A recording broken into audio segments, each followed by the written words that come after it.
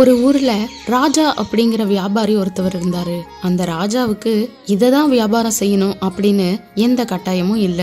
அந்தந்த சீசனுக்கு ஏத்த மாதிரி என்னென்ன பொருள் கிடைக்குதோ எல்லாத்தையுமே வியாபாரம் பண்ணி வாழ்ந்துகிட்டு இருந்தாரு. ஒரு கட்டத்துக்கு அப்புறம் எல்லா வியாபாரமும் பண்ணி அவருக்கும் அலுத்து போச்சு. வேற என்ன பண்ணலாம், எப்படி வருமானம் ஈட்டலாம் அப்படின்னு யோசனை பண்ணிக்கிட்டு இருந்தாரு. அப்புறம் அவர் மனசுல ஒரு யோசனை வந்தது. இது வரைக்கும் நம்ம கிட்ட எவ்வளவு பணம் இருக்குன்னு முதல்ல போய் பார்ப்போம், அதுக்கப்புறம் வேற வியாபாரம் செய்யணுமா இல்ல வேணாமா அப்படிங்கறத பத்தி யோசிப்போம் அப்படின்னு நினைச்சுக்கிட்டு போய் பீரோவை திறந்து பார்த்தாரு. அவர்கிட்ட அவர் தேவைக்கு அதிகமாவே பணம் இருந்தது.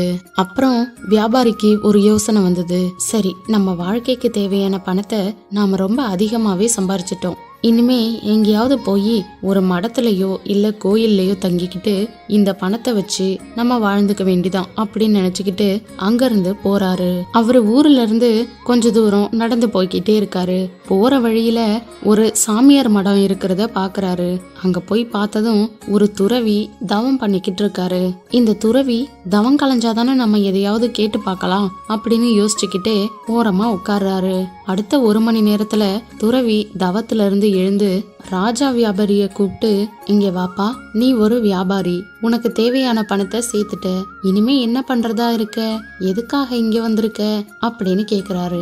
அதுக்கு ராஜா, சாமி, என்னோட வாழ்க்கையில நான் எனக்கு தேவையான பணத்தை சேர்த்துக்கிட்டேன், இனிமே அதை என்ன பண்றது, எப்படி பாதுகாக்கிறதுன்னு தெரியல, அதனாலதான் இங்க வந்தேன். அதோட என் மனசுல எல்லா ஆசா பாசங்களும் போயிடுச்சு, இனிமே நான் என்ன செய்ய முடியும், இங்க வந்து 4 பேருக்கு இந்த பணத்தை கொடுத்து உதவி செஞ்சுட்டு உங்க கூடவே தங்கிடலாம்னு முடிவு பண்ணிட்டேன் அப்படின்னு சொல்றான். அதுக்கு துறவி, சரிப்பா, இந்த பணத்தை என்கிட்ட கொடு அப்படின்னு கேக்குறாரு.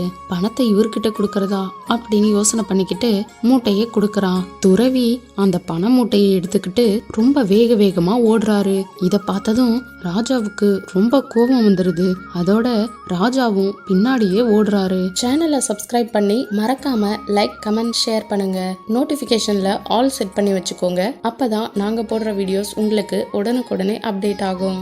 அடுத்த கொஞ்ச நேரம் கழிச்சு துறவி இருந்த இடத்துக்கே வந்து பண மூட்டையை கீழே வைக்கிறாரு.